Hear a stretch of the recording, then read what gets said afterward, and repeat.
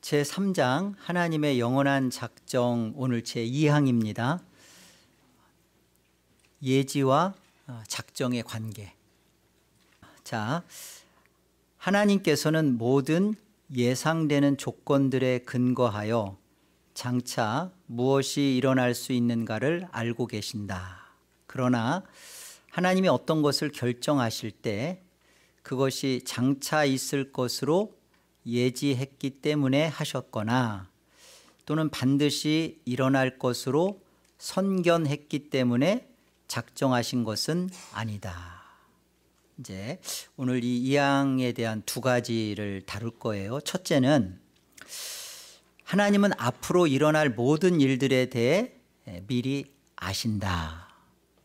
그러니까 여기 보면요, 하나님께서는 모든 예상되는 조건들에 근거하여 장차 무엇이 일어날 수 있는가를 알고 계신다. 여러분, 이제 하나님은 아담이 타락할 줄 아셨나 모르셨나? 선악과 따먹을 줄 아셨나 모르셨나? 네. 모든 예상되는 조건들에 근거하여 장차 무엇이 일어날 것인지를 아셨대요. 자, 이게 무슨 말이죠? 아담은 이 땅에 처음 지음받고 이렇게 에덴 동산에 있을 때요, 원의 상태입니다. 그러니까 오리지널 라이처스니스라고 한 번도 죄를 경험한 적이 없는 그런 상태예요. 그 죄가 자신 안에 아직 있지 않은 그 원의 상태죠. 그런데 하나님은 예상되는 조건들을 근거하여 아신다는 것은 한 번도 죄를 짓지 않은 아담이 피조물로서 어떠한 그 결정을 할 것인지에 대하여, 그 조건들에 대하여 그 근거를 보시고 알고 계신대요. 그러니까 천사의 타락도 하나님은 알고 계셨죠.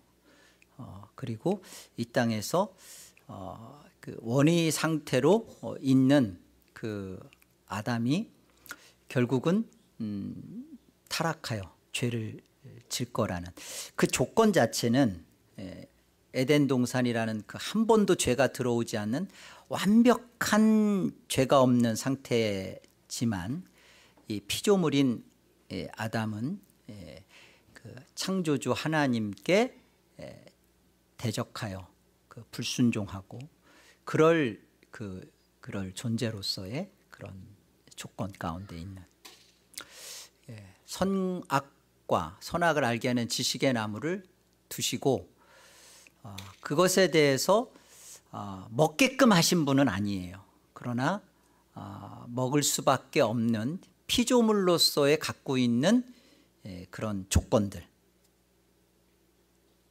그걸 아시고, 그러니까 그것에 대해서 미리 아시고 그 선악을 아는 것에 대하여 하나님이 명령하신 거죠. 먹지 말아라.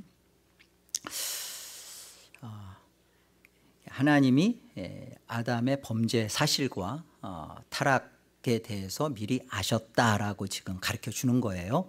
시편 139편 보시면 여호와여 주께서 나를 살펴보셨으므로 나를 아시나이다.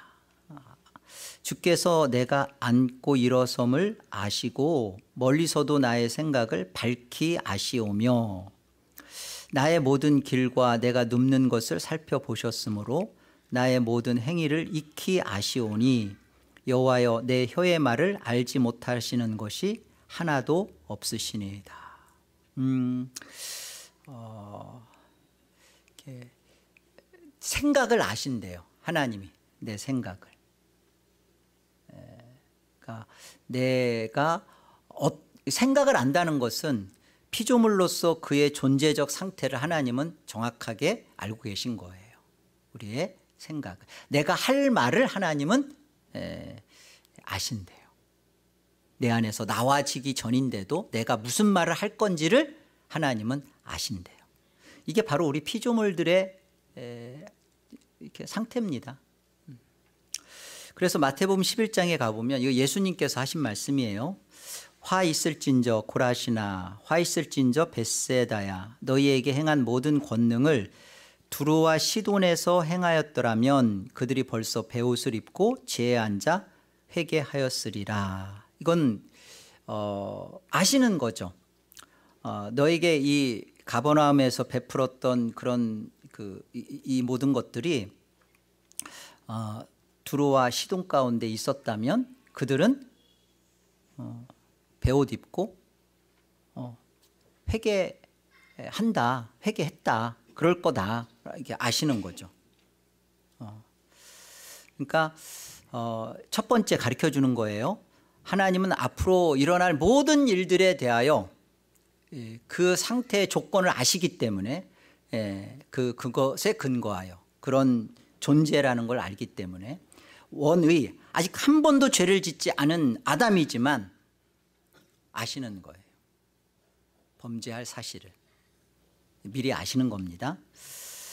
그리고 이제 그 다음에 보면 둘째가 뭐라고 얘기하냐면요. 그러나 하나님이 어떤 것을 결정하실 때 그것이 장차 있을 것으로 예지했기 때문에 이렇게 결정하셨거나 작정하셨거나 또는 반드시 일어날 것으로 미리 보는 거죠. 선견했기 때문에 작정하신 것이 아니다.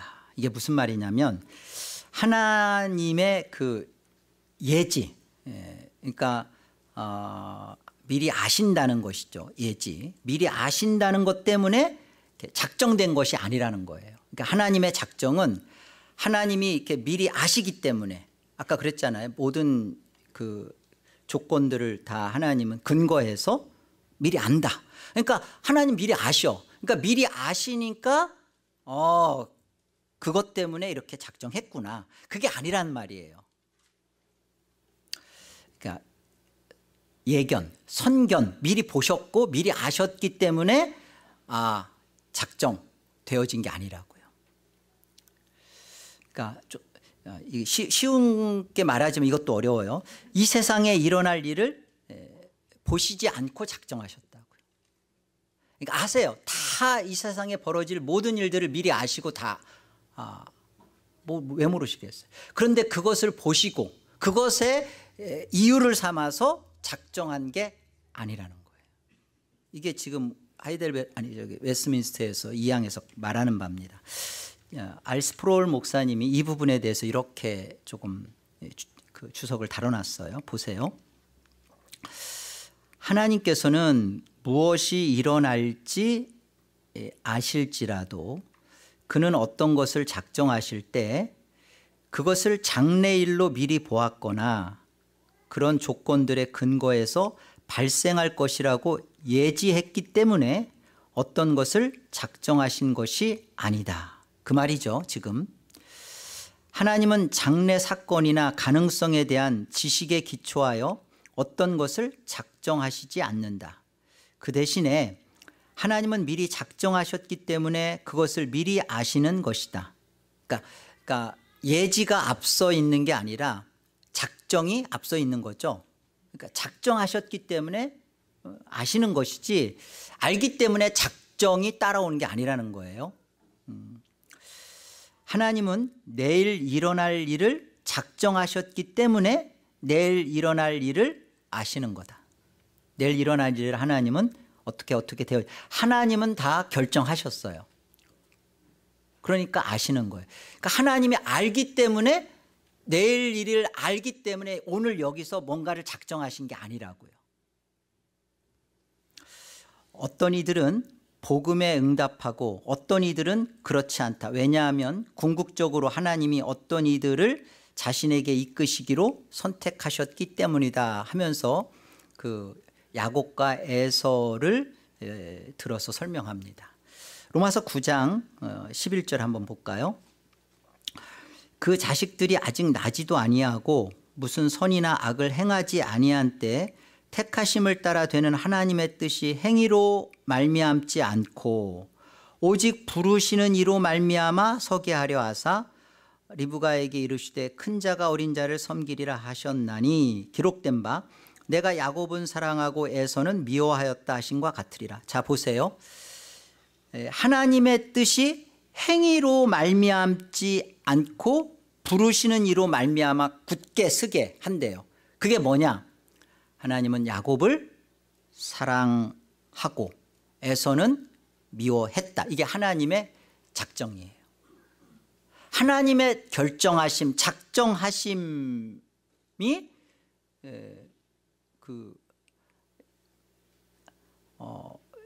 야곱과 에서의 그 행위에 나와지는 그 행위에 영향받지 않는 거예요.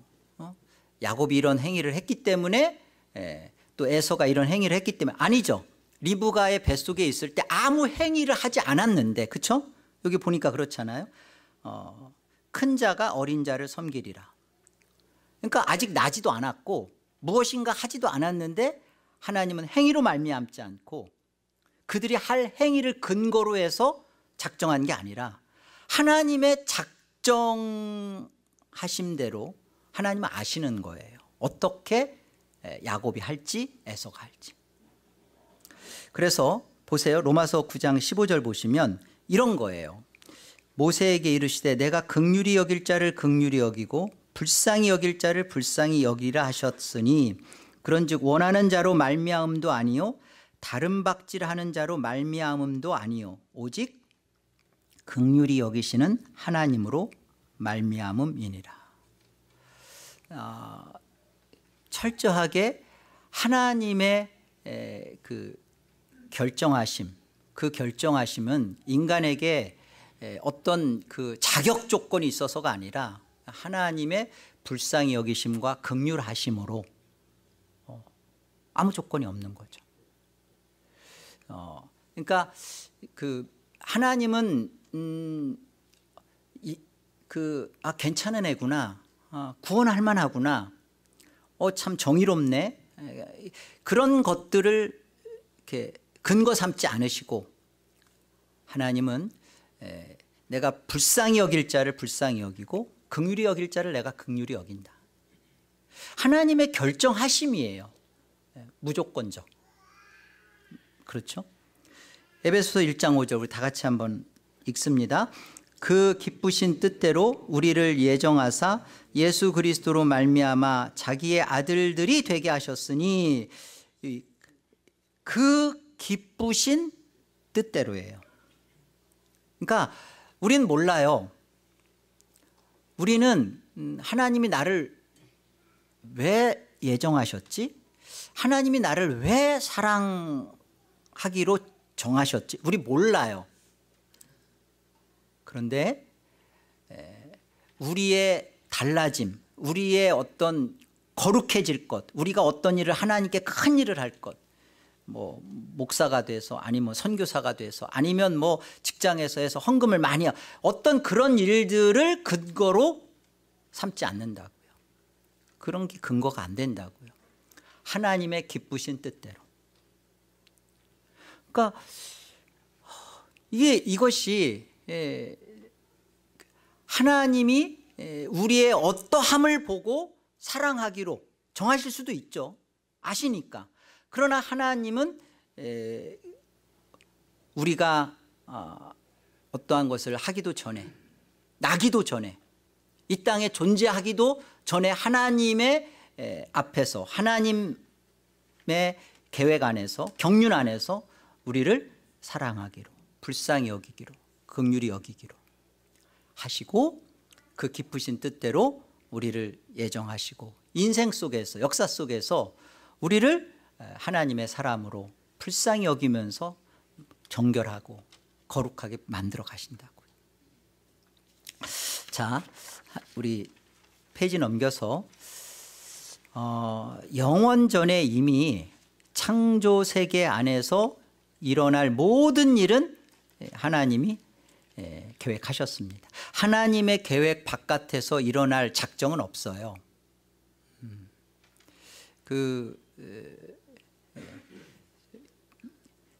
정말 그 하나님의 작정해 놓으신 이외에 이 세상에서 일어날 일은 없습니다. 일반 작정과 그 특별 작정으로 신학적으로 나누어요. 일반 작정 속에서는 그것도 하나님의 작정에 있는 거예요. 하나님의. 근데 일반 작정 속에는 사람들이 뭐 열심히 돈 벌고 열심히 뭐 공부해서 좋은 대학 가고 비즈니스가 확장되고, 그래서 그것이 내가 열심히 산 자기 공로가 일반 작정 안에서는 있어요. 학생이 열심히 공부해야 됩니다. 그러나 특별 작정은 뭐냐? 특별 작정은 믿음이라는 거. 하나님의 은혜를 깨닫고 구원이 이루어지는 것에는 이 믿음이라는 것은 내가 만들어낸 게 아니기 때문에 공로가 될 수 없어요. 그러니까 특별 작정은 철저하게 우리 자신의 공로가 없습니다. 그러니까 이 일반 작정이든 특별 작정이든 이 모든 것은 다 어디에 있어요? 하나님의 계획 안에 있는 거예요. 그 계획 안에서 벌어지는 모든 일, 창조세계 안에서 벌어지는 모든 일들은 하나님의 작정, 계획 안에 있는 겁니다. 우리도 성도로서 인생에서 수많은 선택들을 하죠. 여러분 성도로서 여러분이 하나님의 뜻을 찾으며 하나님의 뜻을 물으며 하나님의 뜻이 무엇인지를 쫓아서 여러분이 그것에 대하여 결정하고 행하고 하는 일들이라면 잘잘못을 떠나서 하나님이 세워놓으신 계획입니다. 그러니까 성도가 하나님 앞에 참 기도하고 하나님의 뜻으로 이루어지는 것이 되도록 기도하고 결정한 것에 대해서는 이 일에 대해 담대하고 두려워할 이유가 없는 거예요. 성도가 이렇게 두려워 벌벌 떠는 이유는 뭐죠? 하나님의 계획 안에 있어요. 이 일이 벌어지는 이 모든 일들이. 그런데 하나님의 뜻을 묻고 따르기보다는 내 뜻을 자꾸 내 뜻대로 되기를 원하는 마음 때문에 해놓고도 안 될 거라고 생각하는 거죠. 모든 일들은 하나님의 계획 안에 있고 그 계획 바깥에서 벌어지는 일은 없다. 일반 작정 안에서 내가 열심히 공부하고 비즈니스하고 하는 것도 하나님의 작정 안에 있어요. 그것 안에서는 나의 공로가 있을 수 있죠. 그러나 구원 속에서는, 특별 작정 속에서는 어떠한 공로도 없는데 하나님께서 우리 안에서 그 이루세요. 어떤 거? 우리로 하여금 하나님의 뜻을 만나게 하고 그 뜻 앞에서 하나님의 사람으로 하나님의 뜻을 배워가고 굳게 서가도록. 하나님께서 모든 것을 정하셨어요. 그런데 그 하나님이 정하신 모든 것 가운데도 기도시키신다고요. 하나님이 다 하셨고 했으니까 할 게 없다, 안 해도 된다, 그대로 다 될 거니까 그대로 되죠. 그런데 하나님의 작정은 우리가 뒤에 가서도 배우겠지만 그 작정의 과정도 작정하셨어요. 그것이 말씀을 통해서 기도하는 것이 하나님은 그것도 과정 속에서 사용하시죠. 여기 섭리와 운명의 차이를 한번 생각해 보세요. 운명은 작정에 대한 잘못된 이해예요. 운명은 모든 것이 다 정해졌으니까 내가 뭘 할 게 있나, 그냥 눕고 자고 쉬고 놀자, 그렇게 저렇게 해도 구원은 받을 사람은 구원 받고 천국 못 갈 사람은 못 가고 뭐 내게 달린 게 아니라니까 이게 운명이죠. 운명이에요. 근데 하나님의 작정은 반드시 섭리입니다. 섭리로 하나님은 그 일을 실행하세요. 섭리라는 건 뭐죠? 하나님이 모든 것을 다 정해 놓으셨어요. 그래서 나로 하여금 그 하나님의 뜻을 알아가고 배워가도록 말씀을 듣게 하고 기도하게 하시는 거예요.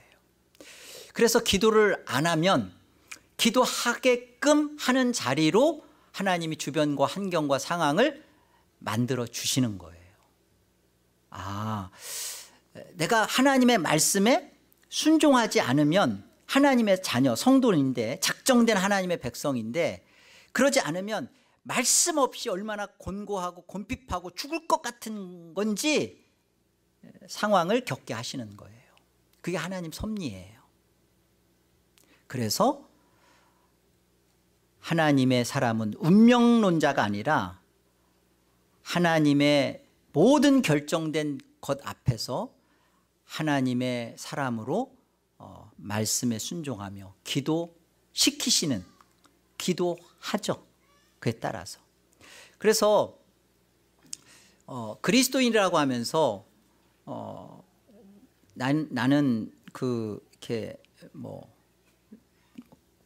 스스로 말씀 볼 줄도 기도도 할 줄도 모른다라는 것은 그거는 정말 잘못 알고 있는 거예요. 우리 요한복음 1장 12절 13절에 보면 우리 같이 한번 읽어볼까요? 영접하는 자 곧 그 이름을 믿는 자들에게는 하나님의 자녀가 되는 권세를 주셨으니 이는 혈통으로나 육정으로나 사람의 뜻으로 나지 아니하고 오직 하나님께로부터 난 자들이니라. 중요한 것은 이거잖아요. 사람의 뜻으로 난 게 아니라 오직 하나님께로부터 온 거다. 하나님께로부터 하나님이 하신 거다. 그죠? 근데 12절에 보세요. 영접하는 자, 곧 그 이름을 믿는 자들이죠. 그러니까 믿고 영접하고, 그런데 믿고 영접하는 자는 누구예요? 혈통으로나 육정으로나 사람의 뜻으로 되어진 게 아니라 오직 하나님께로 난 자들이 그 일을 하는 거예요. 믿고 영접해서 하나님께로부터 나아지는 게 아니라 믿고 영접하는 자가 누군 거예요? 하나님의 구원의 백성인 거예요. 작정되어 있는. 그러니까 내가 신앙생활을 안 하면서 나는 틀림없는 신자다, 성도다, 그러면 안 되죠. 그렇죠? 하나님은 나를 어떻게 작정해 놨는지 이 땅에서 드러낸 작정, 성경 66권 통해서 하나님은 드러낸 작정 다 말씀을 통해서 다 드러냈어요. 그러나 감추인 작정이 있대요. 신명기 29장 29절 말씀입니다. 뭘 감추었을까요? 이 땅을 살아가면서 내가 정말 그 어린 양의 생명책에 내 이름이 있는 거 하나님이 꿈에 안 보여주세요. 매 순간 나로 하여금 내가 구원받은 하나님의 자녀인가, 맞나? 아닌가? 감춰 놓으셨어요. 그래서 어떡하자고. 그래서 깨어서 하나님 앞에 무릎 꿇고 기도하고, 그래서 청교도들이 그랬잖아요. 구원의 확신을 흔들므로 구원의 확신을 다진다. 끊임없이 내 자신을 하나님 앞에서 되짚어보는, 하나님 앞에서 태어난 자만이 비로소 어떻게 해요? 하나님 앞에 신앙생활을 한다고요. 저와 여러분이 개혁신앙 하면서 말씀 볼 줄 모르고, 저희 교회 참 감사해요. 스스로 요즘 작년에도 그렇더니만 이번에도 맥체인 성경들 그룹 해서 열심히 읽고 또 기도하고. 여러분, 이것이 내가 하나님 앞에 작정된, 이미 나의 모든 것을 결정하신 하나님의 그 결정 안에서 내가 있음을 스스로 누리고 사는 거예요.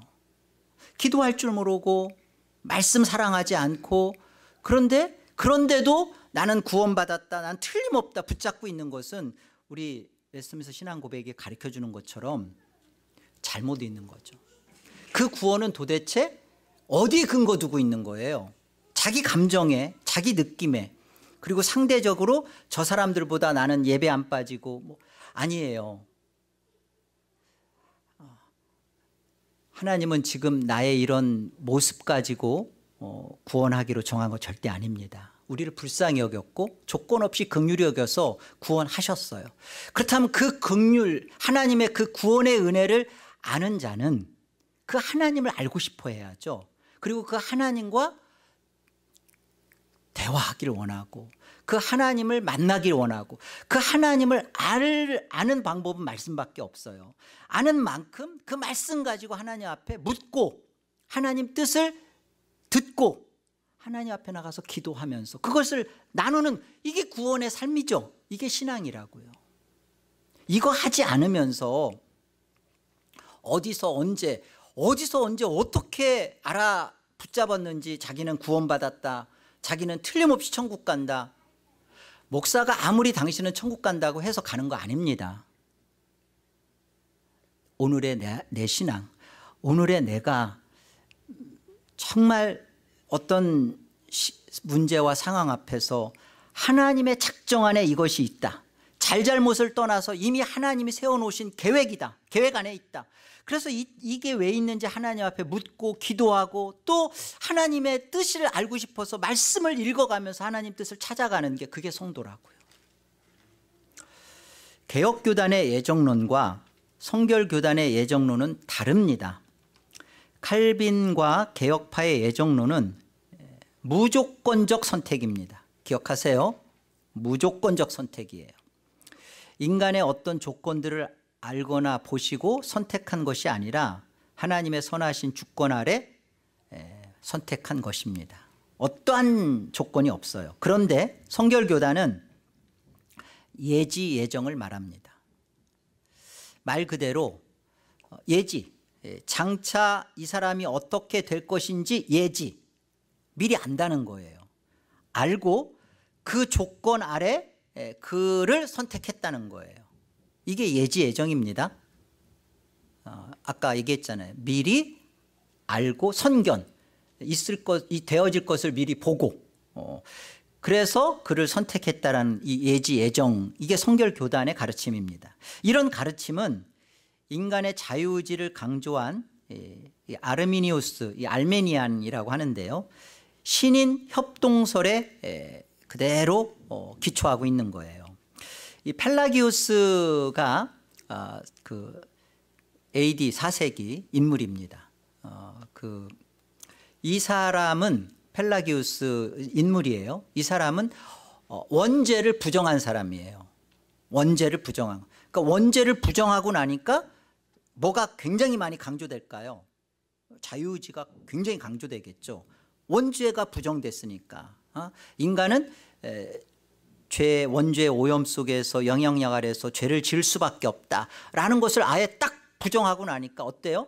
인간은 여전히 아담과 별개로 자유의지 가운데 자기가 선을 행하고 스스로의 신앙을 하고 이렇게 가르쳤던 인물이 펠라기우스입니다. 4세기 인물이에요. 이 영향을 받게 된 인물이 아르미니우스입니다. 사실은 아르미니우스는 칼빈의 제자였던 베자라는 사람의 가르침을 받았던 인물이에요. 그런데 거기에서 이제 이중 예정에 대해서 원래는 칼빈파 인물입니다. 이 아르미니우스가. 그러나 받아들여지지 않으니까 이중 예정이, 그러니까 하나님의 예정과 유기가 받아들여지지 않으니까 이 사람이 주장했던 게 뭐냐면, 펠라기우스가 말했던 원죄는 인정합니다. 원죄는 인정하되 여전히 나머지 것들, 인간이 스스로 자유의지 가운데 원죄를 인정하지만 여전히 그 행위적인 것, 그러니까 요것이 그대로 그 자유의지가 강조되는 모습이 이제 그 아르미니우스와 이렇게 성결교단으로 연결되는 거예요. 이 성결교단에서 그다음 이제 아르미니우스는 1560년대 사람이고요. 이 웨슬리는 1703년에 태어나서 1791년에 죽었던 영국 성공의 신부입니다. 그리고 감리교 창시자예요. 여기에서 선행하시는 은혜를 말하면서 그리스도인의 그 완전을 얘기했던 인물이죠. 자, 보세요. 개혁주의와 펠라기우스주의, 영원한 작정과 이 세상 일, 제가 이렇게 도표 하나 그렸죠. 영원한 작정이, 개혁주의는요, 이 세상 일을 지배합니다. 그런데 펠라기우스주의, 이 펠라기우스주의의 그 연장성산에 있는 게 알메니안이고요. 그리고 오늘날 감리교, 성결교, 오순절 계통의 그런 신학적 사상입니다. 이 세상 일이 이 세상에 되어지는 일이 하나님의 작정을 변경시킬 수 있다라고 말하는 주의입니다. 펠라기우스주의가. 그러니까 감화감동, 하나님의 뜻이 어찌하든지 간에 소나무 뿌리를 흔들어서 하나님을 감화감동하면 지성이면 감천이다 해서 하나님의 뜻이 바뀌어질 수 있다라고, 그래서 인간의 기도를 강조하고 헌신을 강조하고, 그리고 그렇게 되어지는 어떤 경험들을 통해서 여전히 하나님의 뜻은 인간의 어떠함에 의하여 바뀌어질 수 있다라고 말하는 주의가 이 펠라기우스 아르미니안의 사상이라고요. 펠라기우스는 인간이 할 수 있으니까 하나님이 율법을 명하셨다. 원죄를 부정하니까요. 그러면서 행위 구원과 자력 구원을 말합니다. 로마 카톨릭은요, 여기 세미 이게 반펠라기우스예요. 반이라는 게 반대한다는 게 아니라 반쪽이라는, 반쪽. 세미 펠라기우스 주의입니다. 로마 카톨릭은 먼저 인간이 시작하면 하나님이 돕는다라는 인신 합력설을 그 바탕으로 두고 있는 그 교리가, 바탕이 그러합니다. 로마 카톨릭의 토마스 아퀴나스, 신학 대전을 썼던 인물이죠. 또 성결이에요. 성결 교단의 주장은 예지 예정론입니다. 다시 말하면 될 만한 자질 있는 사람을 선택했다예요. 예지 예정론, 쉽게 말하면. 그래서 하나님이 조금 도와주면 될 만한 자를 선택하신다. 그래서 로마 카톨릭에서 계속 얘기하고 또 그 웨슬리안에서도 얘기하는 게 선행 은총을 얘기해요. 하나님이 이렇게 먼저, 그러니까 완전히 못하지만, 부패해 있지만 원죄가 인정되죠. 아르미니우스처럼. 그 다음이니까 원죄를 인정하지만 전적으로 부패했지만 선행 은총이 부어지면 어떻게 한다는 거예요? 하나님이 구원하실 만한 그런 그 모습으로 신앙을 한다. 조건을 갖춘다. 그게 예지 예정론을 말하는, 그러니까 개혁교단에서 말하는 예지 예정론과 성결교단이 말하는 예지 예정론은 달라요. 개혁교단의 예지 예정론은 전적 부패를 똑같이 말하지만 무조건적 선택입니다. 이쪽은, 성결교단은, 웨슬리안은 전적 부패 인정해요. 그런데 여기서는 선행 은총만 주어지면 인간은 하나님의 구원을 이루어내는, 그래서 완전 성화까지 도달할 수 있고 간다라는 거죠. 여러분, 이게 왜 문제인가? 자, 보세요.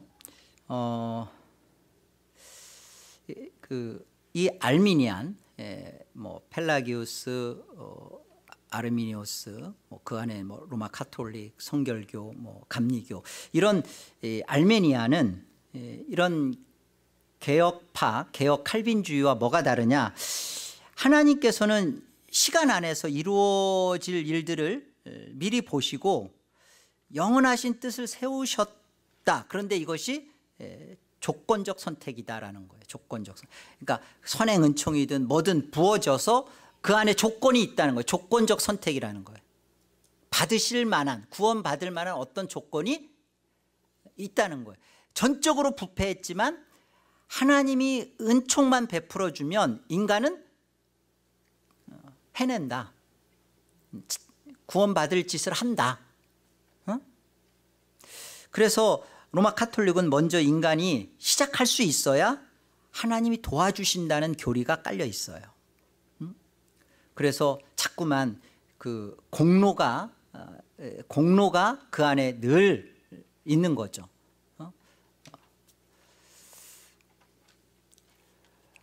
이게 뭐가 이렇게 문제일까? 왜 알메니안, 이 펠라기우스로부터 시작되는 이 알메니안 사상이 왜 이렇게 문제일까?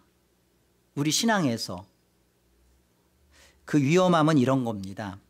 결국 인간의 선택, 주권이죠. 인간의 주권이 하나님의 주권을 무릎 꿇혀버려요. 인간의 선택에 하나님의 주권이 그냥 종속된다고요. 하나님은 결정하셨어. 어떻게? 구원하기로. 그런데 어떻게 얘기가 되냐면, 그런데 역사 안에서 끝까지 안 믿고 죽어. 그럼 구원 못 받아. 그렇잖아요. 하나님이 결정했는데 역사 안에서 끝까지 예수님을 부인하고 안 믿었는데 하나님이 결정했으니까 구원되는 거예요? 바로 이런 부분이죠. 결국 인간의 자유의지와 인간의 결정에 구원이 달려버린 거예요. 인간이 하나님 앞에서 구원받을 만한 그런 행위, 그런 구원받을 만한 고백, 그런 것들이 있어야 하나님의 구원이 된다. 그러니까 오늘 웨스트민스터 신앙 고백에서는 전혀 다르게 얘기하잖아요. 반대로. 하나님이 있어질 일을, 그러니까 저 사람은 아무개는 언제 어디에서 반드시 예수 믿고 회개하고 교회로 올 것을 내가 안다. 미리 봤다. 그러니까 내가 오늘 영혼 속에서 계획 속에 집어넣고 작정할 때 얘는 구원, 그렇게 하시지 않았다는 거잖아요. 어떻게 했다는 거예요? 하나님은 구원하기로, 하나님이 불쌍히 여기기로, 긍휼히 여기기로 결정한 자를 정하셨다는 거잖아요. 조건 없이, 아무 조건 없이. 그러니까 이게 정말 저와 여러분이 지금 믿고 따르고 있는 개혁파 신앙, 장로교 신앙 안에 우리는 그렇게 들어와 있는 거예요. 여러분이 이 사실을 받아들일 수 없으면 이게 이렇게 하셔야 돼요. 제가 그 교회 이렇게 하라고 하면 또 당회에서 혼나니까 제가 그 말은 못 하겠는데 그런 거예요. 그런 의미예요. 개혁주의는 이런 겁니다. 시간 안에서 일어나는 일과는 상관없이, 역사 안에서 벌어지는 일과는 상관없이 하나님께서는 영원하신 뜻을 먼저 세우셨다. 그래서 늘 개혁주의가 말하는 죄는 다른 게 아닙니다. 죄는 하나님의 주권에 대한 도전이고 인간의 주권을 강조하는 거예요. 참 모를 일이죠. 우리가 이렇게 신앙생활을 하면서 참 이게 어려운 문제예요. 욥기 42장을 마지막 이제 말씀, 욥기 마지막 말씀이잖아요. 42장. 이제 욥이 하나님 앞에 했던 말입니다. 주께서는 못하실 일이 없사오며 무슨 계획이든지 못 이루실 것이 없는 줄 아오니 무지한 말로 이치를 가리는 자가 누구니까. 나는 깨닫지도 못한 일을 말하였고 스스로 알 수도 없고 헤아리기도 어려운 일을 말하였나이다. 그러니까 욥이 지금까지 이렇게 쭉 오면서 얼마나 하나님께 따졌습니까? 처음에는 물론 나는 적신으로 왔다. 그러니까 나는 벌거벗은 몸으로 왔다가 당연히 벌거벗은 몸으로 가야죠 하면서 자식 잃고 재산 다 잃고 뭐 그다음에 뭐 그랬을 때 그랬어요. 마누라가 욕하고 뭐 죽으라고 하고 떠났을 때도 그랬잖아요. 하나님 앞에 자신의 신앙을 지켜내고. 그러나 이제 새 친구들이 와서 일주일이 지나서 한마디 한마디 할 때마다 이제 생각하는 거죠. 그러니까 그런 거잖아요. 니들은 그러면 내가 이런 상황 속에 처박힌 것이 나는 하나님이 보실 때 죄인이고 하나님 앞에 버려진 자고 너희들은 그렇지 않으니까 그렇다. 도대체 내가 따져보고 싶다. 도대체 나나 당신들이나 내 친구들이나 도대체 누구 죄가 더 큰지 막 따져보고 싶은 거고. 이 계속 따진 거죠. 그래서 욥이 어때요? 막 자기 생일을 저주하죠. 태어난 것을 저주하고, 그리고 뭐 심지어 하나님 앞에 하나님 내가 죽어서 그냥 무덤에 묻힐 겁니다. 그때도 내 이름 불러도 난 대답도 안 할 거고 막 이런 식이에요. 너무 서운하고 화딱지가 나고 못 견디는 거죠. 그러니까 이런 욥의 인생 속에서 결국은 하나님이 알게 해주신 게 하나님의 능력과 전능하심 앞에서 자신이 가지고 있는 그 얄팍한 지혜, 정말 하나님도 모르면서 조건을 자기가 갖고 있는 거잖아요. 욥이요, 동방에서 아주 의로운 자라고 얘기했던 것처럼 자식들이 혹 범죄했을까 생일 때에 자식들을 위해서 제사했던 인물이에요. 그러니까 참 알 수 없는 욥의 모습 속에서 욥이 도대체 하나님이 나를 왜 이렇게 갈기갈기 찢어 놓으실까, 나를 이렇게까지 이렇게 하실까.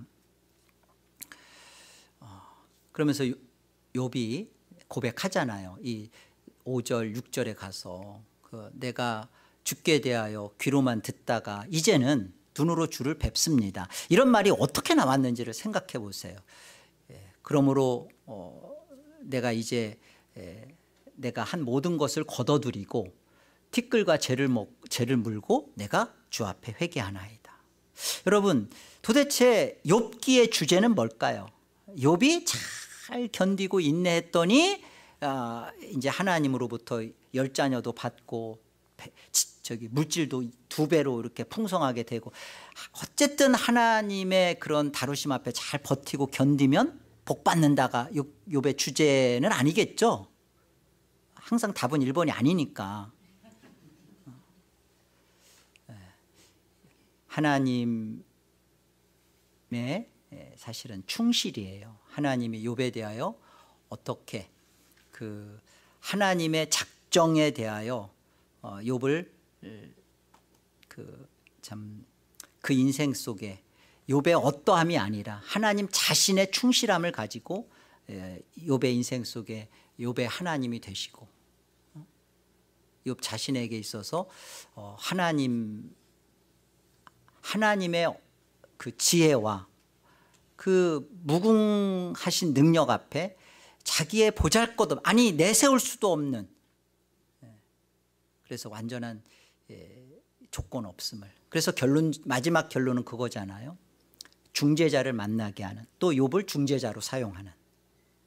내 인생에 내가 어떤 행위를 해서 하나님 앞에 의를 가진 모습이 되는 게 아니라 결국은 내 인생에, 내 속에 하나님의 무한하신 지혜 속에 그리스도를 두셨고, 그 그리스도를 통하여서 하나님은 나를 영원히 건질 자요, 나를 의롭게 할 자요, 의로운 자로 만들 자요. 욥의 인생이 그렇게 쓰여지잖아요. 하나님의 영원하신 작정 안에서 자기를 보게 되면 우리는 이 땅에서 벌어지는 일에 대해서 그 고통을 항변하고 따지기보다 하나님이 여기에 두신 뜻이 무엇인지를 하나님 앞에 가져가서 묻게 되죠. 기도하게 되죠. 그리고 여기에서 나의 하나님을, 그리고 나를 구원하신 긍휼을 이런 나를 불쌍히 여겨서 긍휼히 여겨서 이렇게까지 하나님을 외면하고 대적하고 교만이 구는 이런 나를 하나님은 끝까지 나를 품으시고 이걸 다루시는 거예요. 이 문제를 풀어내시는 거죠. 하나님의 참 우리에 대하여 그냥 구원하기로 정했으니까 우리를 그냥 아무런 무인격체로 물체처럼 끌어올리는 게 아니라 우리를 하나님의 사랑할 만한 대등한 존재로, 인격적 존재로 그래 사랑을 알 수 있는, 나눌 수 있는 그런 존재로 깊이 다뤄가시는 거죠. 하나님의 작정하심에 있는 겁니다. 나의 어떠함에 하나님은 거기에 따라서 선택의 근거를 두지 않고 이미 하나님의 결정하심 안에서 우리를 다뤄가요. 그러니까 하나님의 이런 틀림없는 개혁신앙 안에서의 이 작정 교리를 갖고 있는 사람은 벌어지는 모든 일에 대하여 하나님에 대한 틀림없는 무조건적인 선택 앞에 붙들려서 하나님 앞에 기도하며 견디며 감당하며 그 일을 통해서 하나님의 살아계심을, 지혜를, 능력을 맛보아 알아가는 겁니다. 두려워하지 마시고 여러분이 선택한 모든 일들, 벌어지는 모든 일조차도 여러분이 성도라면, 하나님의 뜻을 찾는 자라면 하나님의 정하신 계획 안에 있었던 일입니다.